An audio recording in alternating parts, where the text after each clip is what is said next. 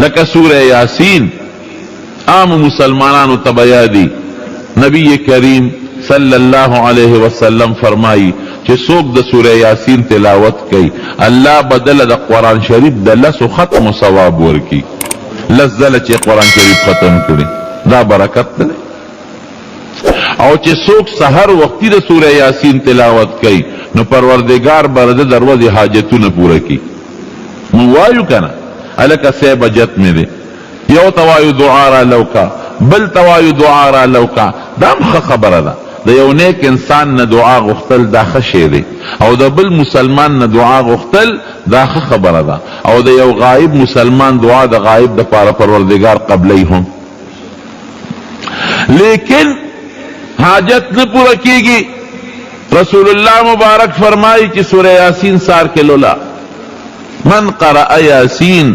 فی صدر النہار قضیت حوائجہو کہ دا صورت سوک سحر کے ہوئی اللہ بے حاجتو نہ پورا کی الکا غریب ما او فقیر پیسی نشتا ڈوڑے نشتا حضور پاک ہوئی صورت واقعہ چے کم دے لستلی کی گی او کم خلقی لولی پروردگار بے فقر او فاقہ ختم کی دا قبر دا عذاب نہ یریگم او دا قبر دا تیرو نہ یریگم نبی کریم صلی اللہ علیہ وسلم فرمائی تبارک اللذی تلاوت کوا کہ سوک دا سورہ ملک تبارک اللذی تلاوت کی پروردگار بے دا قبر دا عذاب نہ ساتی صحابہ کرام پلار روانو یوزے کے خیمہ خکڑی وا چتا زول قبر و لاندی تا پتہ نہ وچ دلتا قبر دی دا لاندی نے دا تبارک اللذی تلاوت ورید چلال النبی علیہ السلام تے علوے ویسے مونگ پیوزے کے خیمہ خکڑا مونگ تدا پتہ نو چلان دے قبر شتک نیست باز قبرونا وارشوی زمانہ پیڑی رتلی ویلان نمدد صورت تبارک اللذی تلاوت ورید لازمک دا لان دے حضور پاک فرمائی ہی المانعات ہی المنجیاں ویدا صورت تبارک اللذی دا چی چالوستو ممکن دا دی انسان پا جن کے ردی تلاوت زیاد کری دا تبارک اللذی اللہ انسان لا دا سے خیر پہ ورکی کہ دا عذاب دا قبر نے بچ گئی عذاب قبر منے کئی او دا عذاب دا قبر نہ پہ اللہ انسان لنجات ورکی سمرلوی برکت شپکی دا سی یو صورت نہ دے دیر صورتو نہ دی حلکہ ما تہو قرآن یاد نہ دے سورہ اخلاص قل ہو اللہ احد خطولو تا یاد دے گن منس کے ٹول لولو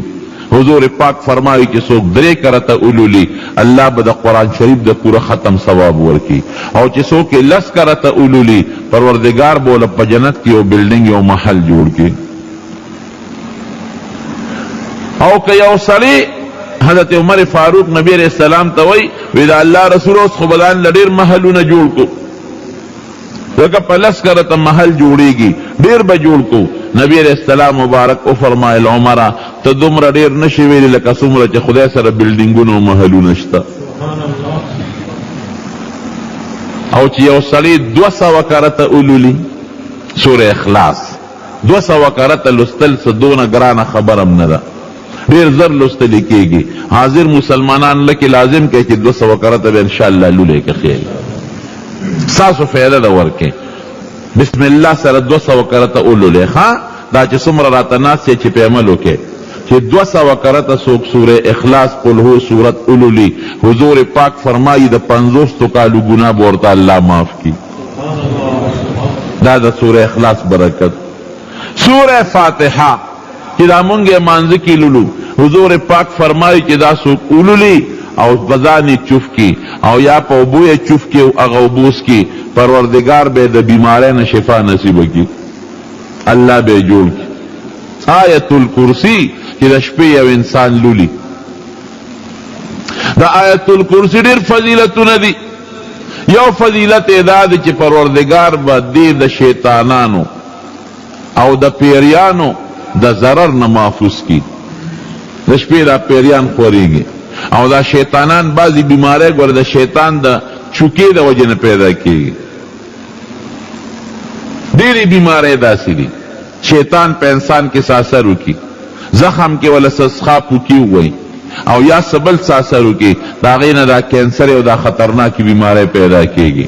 آیت الکرسی چې ماسخوتن ته تلاوت کې د شیطان او د پیریانو نه به الله محفوظ ساتي. او بل حدیث کې پاک کې راځي چې آیت الکرسی څوک اولولي د ده او د ده د ګاونډیانو د کورونو به رب العالمین حفاظت کوي.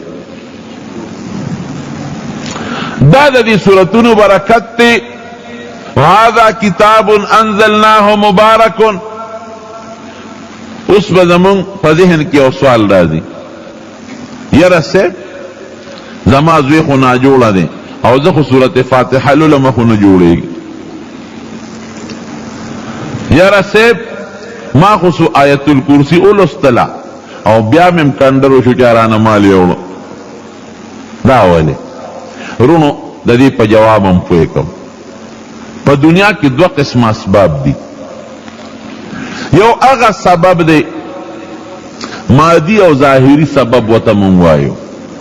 او یو بل هغه سبب دی چې هغه روحاني سبب دی، غیر مادي لطیف پستر ګناه کاری. مادي اسبابو کې عقیدې له دخل نی، لکه ته چې وبس کې تنده به ختمیږي که یقین دې پېشته که نشته، او چې ډسپرین ګولی واچې خوله به د نوباسي که ستا په عقیده شته او که نشته، او چې انجکشن درته ډاکټر ووایي ګرمستن چې ورته مونږ وایو نو وجود نه به دې خوله وباسي که ستا په یقین شته او که یقین دې نشته. دا مادي اسباب دي. یا چاله سر له یې سټکې راوبرو نو سر به یې وینې کېږي که ستا په یقین شته او که نشته. هلکه زما خو په عقیده نه و تا به خوږ نه کي نه که دې سره د عقیدې تعلق نشته. که عقیده رشته هم د لاډو کې ماتوي او که دې نشته هم د لاډو کې ماتوي. دا ظاهري اسباب یقین او عقیده نه غواړي. دویم قسم هغه اسباب دی روحانی غیر مادي، هغې کې عقیدې له دخل دی. اپستر ګناه کاری لکه صورت فاتحه کې شفا ده. اوس خو صورت فاتحه زه چې لولم دا خو هوا د خولې نه ووتله او په انسان باندې ولګېدله. ډسپرین ګولی خو نه چې ګېډې ته یې واچوي او نه انجکشن دی چې سړي ته پرک کې یا په مټ باندې ووایي. دا روحاني اسباب دي، دې کې یقین او عقیدې له ګوره ډېر لوی دخل دی. که ستا عقیده او یقین برابري د حضور پاک د خولې مبارک خبره دروغ نه ده، رښتیا ده. داسې ده که نه ده؟ او بیا یو کس ته هم نه وي، عاملان سره وایي او یو صحابین پې د اعتراض ونه کو چې د الله رسوله مونږ خو فاتحه ولوسته شفا پکې نشته. دا یو حدیث کې نشته، صحابه تسلیم کړی او منلې خبره ده. نو حضور پاک چې عامه خبره کوي صحابه ته، صحابه ورسره منلم ده، تجربه شویم ده، دروغ نه وایي. دا زمونږ ایمان او زمونږ عقیده ده، لیکن زمونږ یقین کمزور دی. زمونږ عقیده کې فرق دی، مونږ کلک یقین پې نه ساتو. دا روحاني اسباب دي، دا عقیده او یقین غواړي. که کلک عقیده او یقین دې پې پیدا کو د دواړو جهانو د مبارک سردار بالکل رښتیا ده، دروغ نه ده. د مولانا اشرف علي تانوي رحمت الله علیه یو خبره به درته وکړم. هغه یو ځای کې لیکلي دي د دې عقیدې او د یقین خبره کوم. یو مولانا صاحب د جمعې په تقریر کې عوامو ته د بسم الله الرحمن الرحیم فضائل خول چې بسم الله کې دا فضیلت ته او دا فضیلت ته او دا حقیقت ته رښتیا خبره. ډېر لوی فضائل دي د بسم الله الرحمن الرحیم. دا فضیلت ته او دا دی یو جوش کې راغی مولانا صاحب وی دام را فضیلت هم دی او دومره برکت ته که څوک په دریاب پورې وځي نو بسم الله الرحمن الرحیم دی وی او خپه دې په دریاب ږدي پورې غاړه به پرې وځي، خپه به هم نه لمدېږي. په دې مجلس کې یو باندیسي ناستو، ابه د جمعې مانځله چې راته نو په دریاب به په کشتۍ کې راته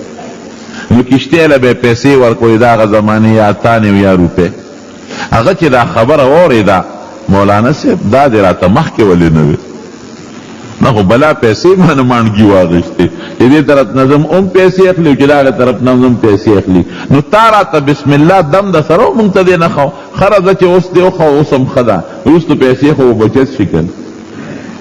چې مونځ یې کړی دی او دې دریاب ته نږدې شوی دی. وی بسم الله الرحمن الرحیم او خپې ښودې د واقعي خپې لمده شوې نه را پورې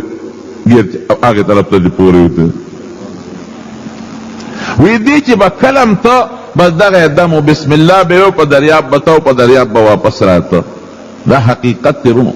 دا خدای پاک یو کمال پیدا کړي یو انسان له خدای برکت ورکی یا بعض الفاظ له پروردگار برکت ورکی. حضرت سعد ابن ابي وقاص رضی الله عنه د عمر فاروق رضی الله عنه زمانه کې ایران د فتح د پاره ولېږوي د لاړ شه او د کسرا د ایران بادشاه پیغام لوکا دې چې لاړ ډېر لوی لښکر دی ورسره. د ایران بادشاه کسرا پوه شو چې دا خو د مسلمانانو لښکر دی او دا خو په مکه نه دی، نو هغه ټولې کشتۍ راغونډې کړې او هغه وسوځولې. دا کشتۍ مې ختمې کړې، نو دا خو ډېر لوی دریاب دی، په دې به دوی څنګه راځي؟ لاره خو ټول شته نه، او دومره جوور دریاب چې دا سمندر دریاب یو حصه ده، په دې به دوی راځي څنګه؟ ښه بېغمه ناست و. حضرت سعد ابن ابي وقاص رضی الله عنه چې څنګه راغی پاسونه دي ورسره، چا سره اوښان دي او د دریاب په غاړه ودرېدل. کشتۍ نشته، نه دوی سره خپل انتظام شته، نه پول شته.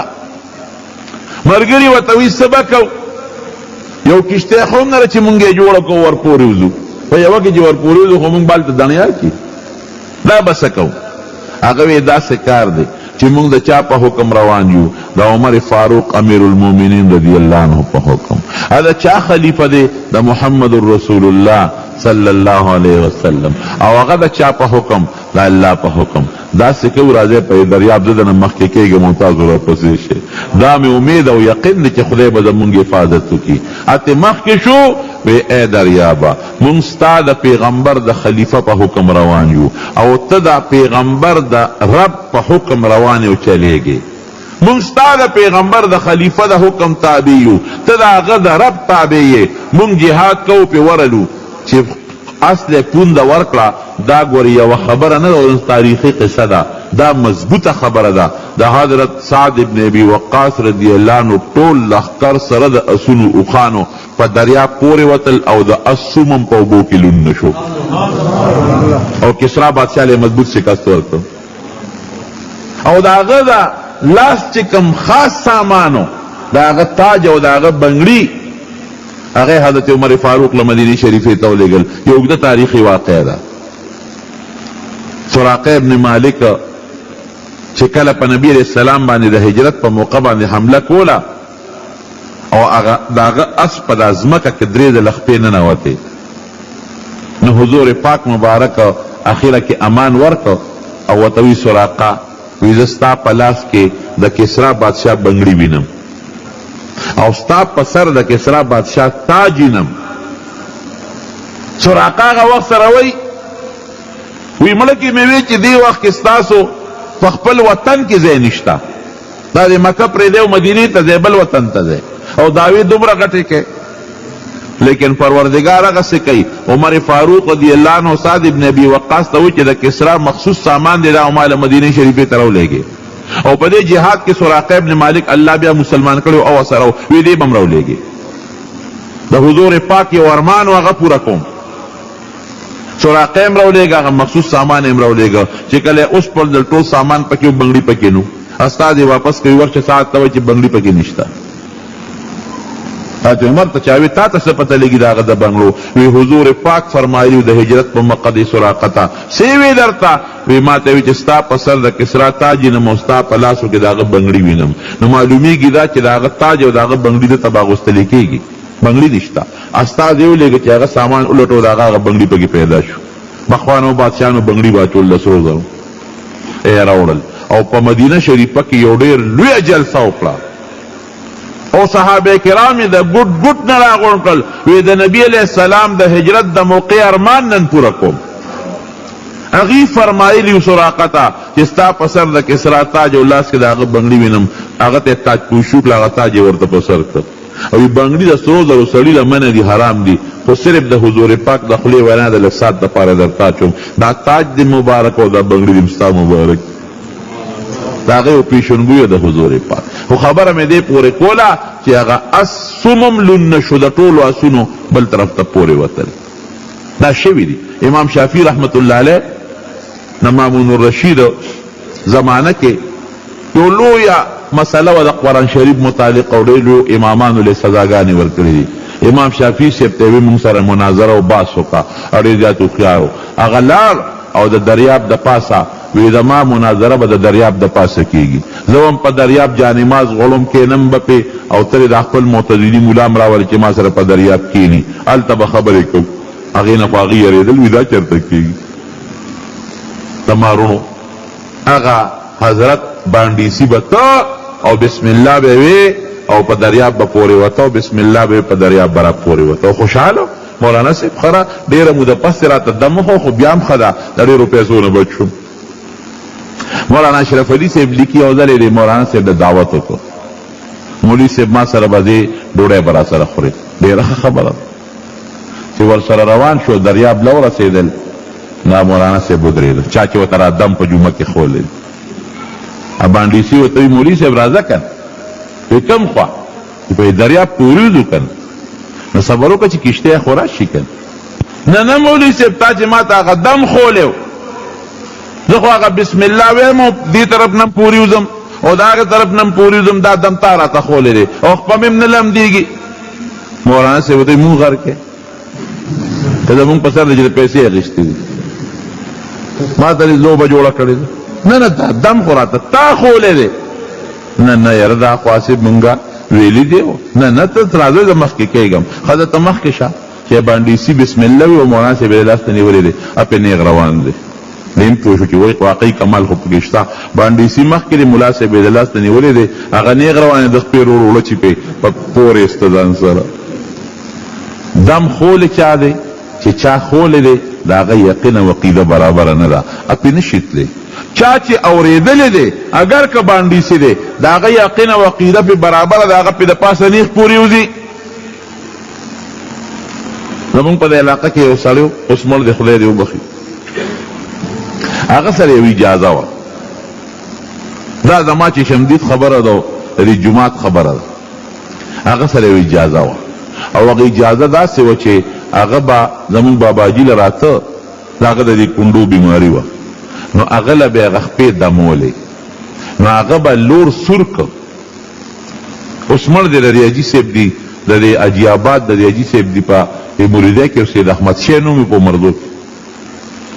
هغه به دا چلو که چې لور به یې سور که او داسې به یې سور که چې دا رنګ به بلکل بدل شو. بیا به هغه لور راواغېسته په دا جبه به یې داسې ومږه، په خدای یقین کو زمونږ مخکې، او دې جبې به یې داسې لوخړې ووالې، یو سرخ به یې وکړ. بیا به یې هغه لور راواغېست، په دې پونده به یې مږه او دې پوندې به یې لوګي کول. هغه پونده به یې راواغېسته او زمونږ د باباجي په دې پونده به یې کېښوده او هغه به ورته ملاستو. ما باباجي ته ویې مې تا په دې کونډۍ چې دا خپه کېږي نو څه تکلیف شته؟ وی دومره زور راکوي لکه چې زما په دې وجود کې دا اور را دننه کړي. او یو ورځ پس بیا د هغه کونډۍ نه بیا هغه اوبه روانې شوې. د اجازه زمونږ کلي کې یو بل حاجي صاحب په زیرګل حاجي صاحب تاسو به ډېر نومونه اورېدلي، اوس مړ دی خدای دې وبخي، د لیجان کلي کې اوسېده، هغه سره م وه. نو زه په زیرګل حاجي صاحب پسې لاړم، مې ما له د اجازه راکړه. وی ډېره ښه ده. څه کلمات یې راته وښول، وي دا د جمعې په شپه 1500 کرته ووایه. ومې وی چې بیا لاړم، چاړې راواغېسته او په اور کې کېښوده او ښې مزېداره سره کړه. ما ته دا په جبه راکاږه، دغه یوه جبه ده، که دې نه دې خلاص کړو بیا به څه کوو. خلک خو په لور خدمت کوي، په چارې کوي، په سسکوره کوي، زمونږ هم دغه یو جبه ده. اوس ډېر هم خلاصې ما ته وی نه مې پوندې پورې راکاږم. ما ته وګورې که پوندې دې یوړه سوځی دی، لاول به په جبه راکاږې. چاړې راواغېسته سره وه او چې دې جبې پورې به یې ویله کش ورکړه، نو زه به یو ګز وروسته شوم، داسې لوخړې به یې وکړې. وی شا به دا ما راخ کا او دا ټکي ووایه او په جبه راکاږه. ما وی قلار کېنه، نه په قرآن کې شته چې په جبه چړې راکاږه او نه په حدیثو کې شته. وی ته دم زده کې، مې دم زده کومه خو جو باندې چېرته راکاږم؟ زما هغه یقین نه مې شو راخ کې، مې نه شم راخ کې، مې په پونده راکاږم. ځکه کشې ورکړه خو پونده علاج به وکړو، جبه وسولېده نو دې سره به څه کوو؟ دا عقیده درونو ګورې، یقین دې مضبوط. د چا دا یقین کمزوري، د چا دا یقین مضبوطي. د چا زړه کلکي یقین مضبوط دی، د چا زړه کمزوري دی. زما زړه کمزور ټینګ ورته نه شو، د هغه زړه مضبوط و کلکو.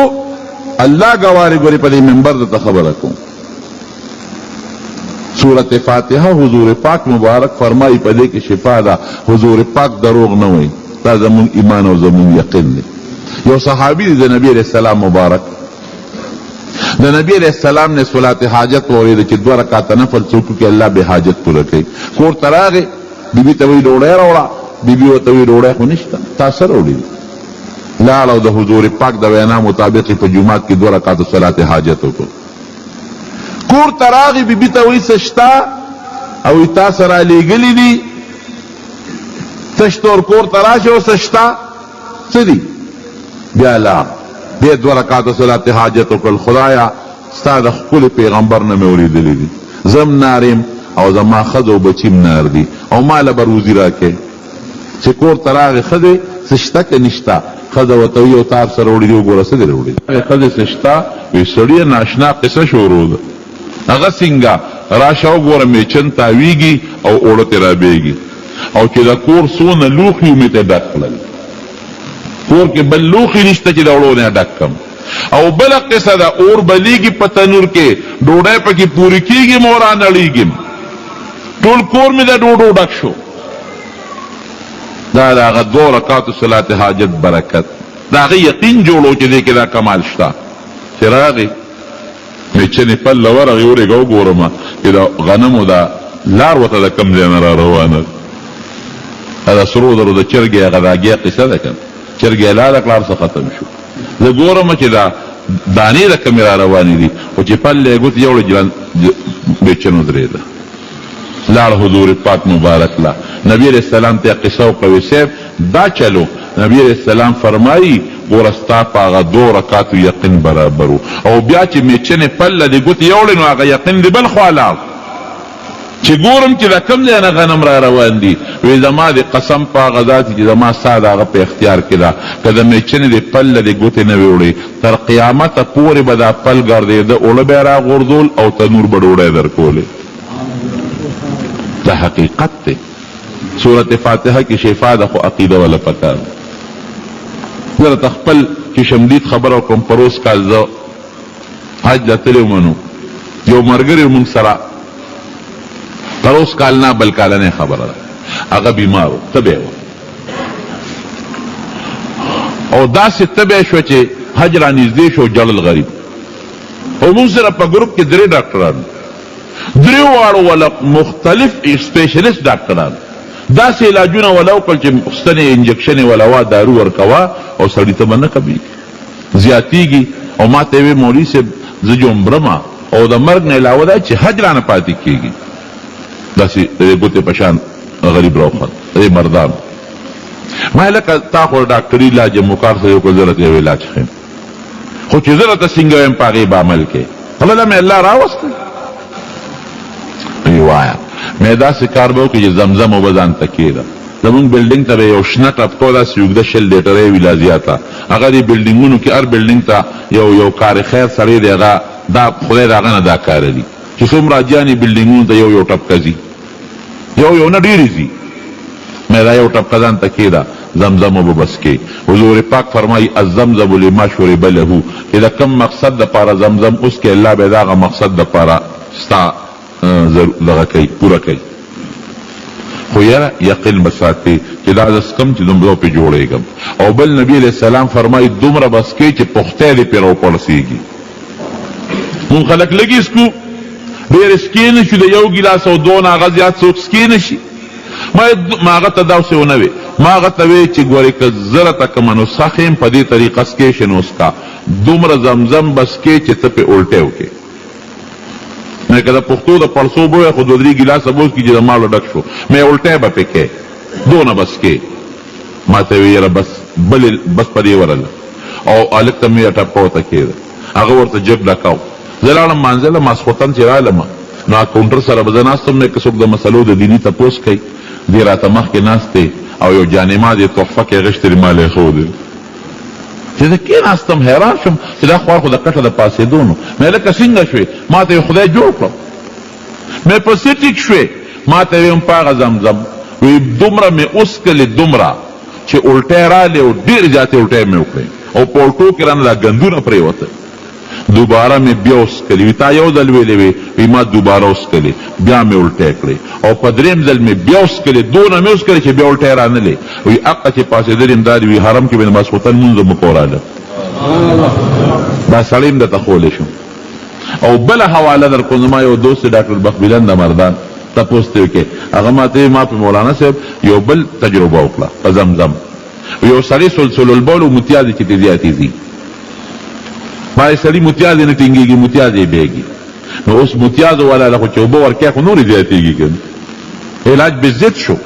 متیازو والا له ته اوبه ورکوې نورې زیاتېږي ما چې زمزم وسکه او ستا هغه طریقه مې ورته وښوله چې روه دونه بس کوي چې الټی پې وکړې ما ته یې ورشه وګوره هغه بیګ یې د متیازو غورځولې دی نیغ روان دی حضور پاک او الله دا زمون یقین دی زه به م دروغ وویم ته به م ووایې بل سړی به م وایي دروغ لویه ګناه ده خو دا زمون ایمان دی د عقیدې خبره ده اسې خبره نه ده چا صفت نه کوو د عقیدې خبره ده چې خدای او د خدای رسول دروغ نه وایي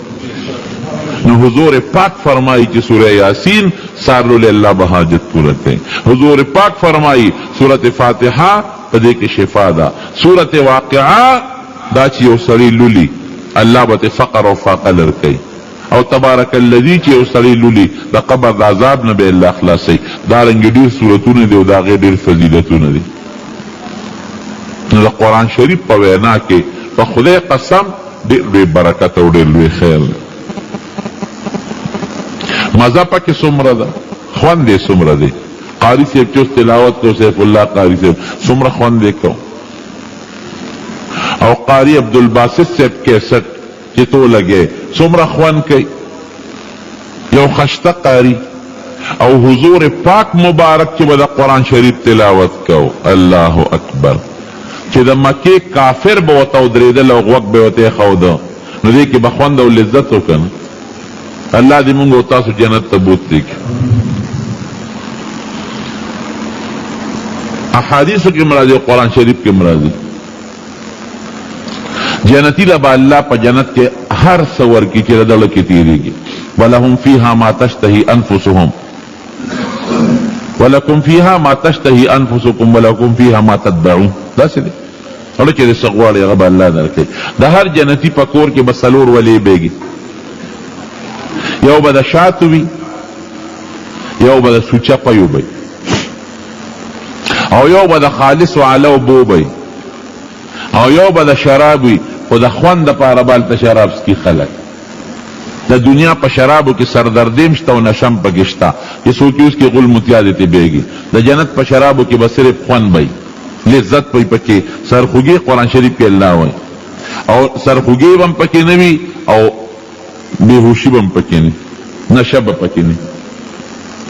دا حضور پاک مبارک نے صحابی تپوس کی ویسے پولا کے خدن نخٹائی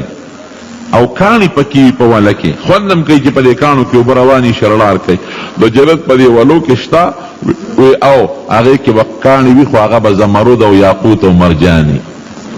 او پداغ ولا کے چی کم خٹائی آگا بمشک او عمبری یو صحابی تپوس کئی ویسے پا جنت کی دوڑا شتا وی او خود جنت دوڑا بزافرانی الو دی خوشبوئی بکئی یو بل صحابی تپوس کئی ویسے پا جنت کے کر وندشتا غنم با پا کسو کری جوار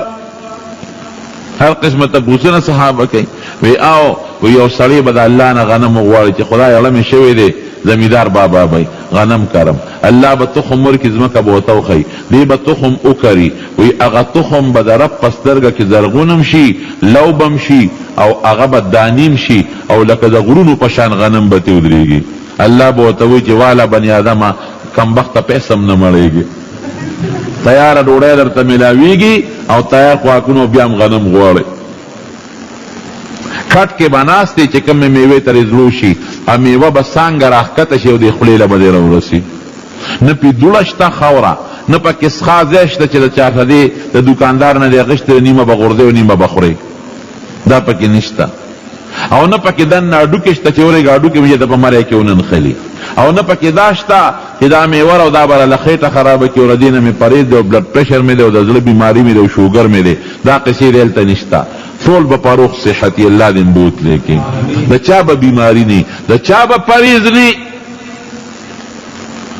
نه پکې لوږه شته او نه تنده شته. نو خلک به دا خوراک سله خوري، دا به د خوند دپاره خوري. لکه سړی په ډوډۍ موړ چې او د هغې نه پس هم میوه خوري، او په تندې مړی تندې نی او بیا هم د خوند دپاره شربت څکي. د جنت خوراکونه اوبه چې خلک استعمالوي د لذت او د خوند دپاره به د موړوالي دپاره نه هلته نه سړی اوږې کېږي او نه تږي کېږي. او چې سړی ډېره موړ شي یو اګرمې به وکړي بیا به ضرورت محسوس کړي. او د دې وجود نه چې دلته خولو دي څښا بینتې دي، په جنت کې چې د نه په وجود نه خولو دي هغه به خوشبویي کوي. بیبیانې به خدای دې جنتیانو له ورکړي، کم از کم 2 یا بیبیانې، او دا خپلې ښځې به سردارانې وي. د دنیا دا ښځه به ستا د جنت د حورو سرداری. ما په ترجمه کې دا وی، یو سړي راته وی صاحب د دې بلاګانو نه به هلته هم نه خلاصېږو، دا به راسره هلته وي. دا به هلته بلاګانې نه وي، دا به هلته نیکانې او صالحات به دا به پاکې وي. ته عبادت کې ته جنت ته ځې، ولې دوی به دوزخ ته ځي؟ څه دوی به هم جنت ته ځي که نه؟ ښځې به در سره وي، دا به د هغه حورو سردارانې به، او دا به خشته ښځې مزېدارې به شي. عربا اترابا، ستا هم زلف وي هم زلف، او هره ښځه به د هر وخت پیغلی نوې واده شوې. او حدیث پاک کې راځي وی دومره خشته او خوبصورته به چې د وجود دننه نلې به د بار نه ښکارېږي، او کم سرپیچک او لوپټه چې په سري د هغې قیمت به دنیا او چې دنیا کې سړي د هغې نه به بهتري، او کمه خوشبویي چې پورې کوي د یو نوک برابر خوشبویي په دې نوک چې څومره راځي. که دا دنیا ته راله د خوشبویۍ نه به څوک ژوند تېر نه کړي. او که یو جنتي ښځې دنیا ته خپل مخ را ښکاره کو، د انور او د سپومۍ رڼا به ورته بیا نه ښکاري. دا د جنت خوشحالی به جامې به راته څنګه میلاویږي، د انارو په شان بوټې به انار به ترې روشوکې، څه به د خوراک دپاره سره جامو دپاره چې ټس ورکې په منځ یې نیم کې دننه به د ریخمو جوړه ترې روځي، او ستا په وجود فټ جوړه شوې، دا نه چې لستوڼې اوږد دی او ګریوان یې تنګ دی او ارت دی او پرتوب خو یې راله بل شان جوړ کړی دی. د ټولو جنتیانو یو شان وجود، یو شان قد، یو شان جامې اعلی مزېدارې د ریخمو خشته. خدای دې زمونږ او ستاسو نصیب کړي. څه چې دې له غواړي، لنډه خبره دا چې څه دې له غواړي هغه میلاویږي. نسوار به پکې وي که نه؟ هلکه وي زړه چې څه غواړي زما اړه کې نسوار تېرېږي، چرسي به وي زما خو د چرسو نه بغیر ګزاره نه کېږي. اپیبي مې وایي ما ته به پکې خپل دارو میلاویږي او که به نه میلاویږي. او پوډري به م وایي چې هلکه زما هغه پکې څه شو، زما پوډر. یاد وساتئ ورونو چې کم ګنده څیزونه دي هغه دې په اړه کې نه تېرېږي. دا لنډه خبره ده. که د چا اړه کې تېر کړي زما بچي وشي دا بې اړه کې نه تېرېږي. پردی ښځې ته کتل بې اړه کې نه تېرېږي. بدعملۍ ته بې اړه کې شوق نه راځي. پوډرو ته پوډریان به ورځي خو وروسته داسې زر به هم نه ځي چې مسلمان مړي چې هلته یو ډبی نو هله به ځي. او دا نسوار هلته نسوار مسوار پکې نشته، او نه پکې سګرټ شته. څښا څیزونه په جنت کې نشته، او نه به څښا څیزونو ته د چا په اړه کې شوق راځي. دا یاد ساته. خدای دې د دې نشو نه هم تاسو وساتي. دا ګنده څیزونه دي، نسوار او سګرټ او پوډر او چرسونه، دې نه هم خدای ساته. زمونږ په کلي کې یو پوډري و، اوس مړ دی. راغې پلار ته کېناسته، دا ګور رښتیا خبره ده، څه لطیفه نه ده. بابا دا کټ دله چا سوري ته کړی نه دی، هله را پوده شي چې دا کټ دله سوري ته کړم. پلار یې شکرونه وستل چې نن مې شکر دی بچي تپوس وکړو چې دا کټ مې سوري ته کوي. دا په شی کو او په درشل یې کېنو، بابا ورېږه چې کټ دله سوري ته کړم. چې یې په درشل کېنو او کټ یې نیغ یوړو بازار کې خرڅ کړو. جنت کې به پوډري و که بني، تل اول خو ورورسه وروسته به خبرې کوو. نشه چې پیغمبر حرامه کړې ده نو نقصان دی پکې. چې پیغمبر کوم څیز ته حرام وایي نو هغې کې به نقصان یې یاد ساته، او خدای چې کوم څیز ته ناجروا وایي هغې کې به ستا د وجود فایده نه، هغې کې به نقصان یې. خدای هم د نشو تماشو او د دې بدعملونو محفوظ وساته. نو جنت کې چې ستا په زړه کې څه راځي الله به درکړي. د دنیا د هفتې په برابر ځکه په جنت کې ورځې شپې نشته، یو شان ورځ ده. دا خلق به یو ځای را جمع شي، څوک د نور په منبر، څوک د زمرودو، څوک د یاقوتو، څوک د سرو، څوک د سپینو زرو. رب العالمین بوتا خپل دیدارو کی ځان بوتا وخی وجوه یومئذ ناظرة الى ربها ناظرة چې دی د الله یو سیکنډ دیدارو کی یو سیکنډ د سترګې د رب برابر نو د جنت د او یو زرو کالو خوشحالی به تیری شي دوره خوند به پکې چې راخواره شي د هغه ملاقات نه او کور ته راشي بیبیانې به ورته وایي سړو نن خو ډېر خشته یې خوشبویي ده نه ځي نن خو څه بل شان خشته یې دا ولې وی تاسو خبر نه یې خشته به نه یو ښکلې به نه یو مونږ د رب العالمین سره ملاقات کړی او د دنیا د هفتې په اندازه به ټول جنتیان یو ځل د رب العالمین دیدار کوي الله دې زمونږ نصیب کړي نورو یو ځل به دا جنتیان مخامخ شي او الله ته به کیني الله به یې تپوس وکړي جنتیانو وایه څه خوشحالي م پړه شته نه خدایه وګورئ سوچ وکړئ څه ارزو شته تمنا خدای چې څه غواړه میلاویږي ډوډۍ اوبه بیبیانې ستا دیدار پکې کم هم میلاویږي نه یو نعمت پاتې دی هغه نعمت لا تاسو ته نه دی میلاو خدایه به څنګه سوچ وکړئ تمنا وکړئ زمونږ ذهن کې نه تېرېږي الله به ورته چپ شي